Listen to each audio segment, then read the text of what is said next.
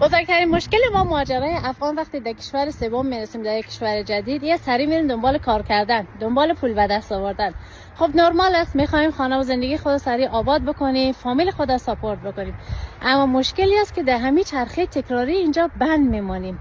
به جایی که کم کم یاد بگیریم، بریم روی مهارت‌های خود ما کار بکنیم، مهارت جدیدی یاد بگیریم، روی رشد و پیشرفت خود کار بکنیم، روی آینده خود سرمایه‌گذاری بکنیم، در همین چرخه تکراری که سیستم کاری اینجا داره بند میمونیم.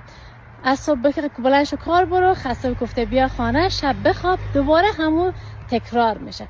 آخرم میبینیم سالهای سال داریم کار میکنیم، زندگی ما هیچ تغییری هم نمیکنه.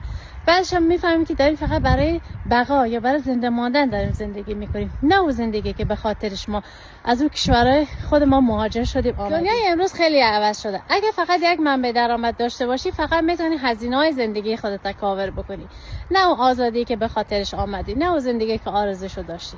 ولی خوشبختانه در کشوری که ما هستیم فرصت‌های خیلی زیادی داره برای ما هستش.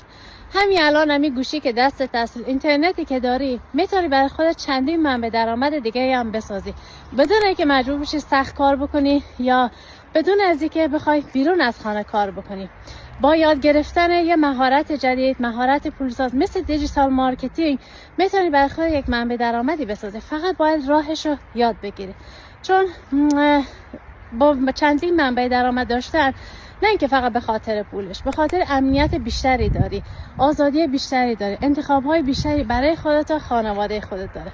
وقتش هستش که دنبال یک منبع درآمد جدید در کنار کار اصلیت باشی. وقتشه به جایی که سخت کار بکنی، هوشمندانه کار بکنی.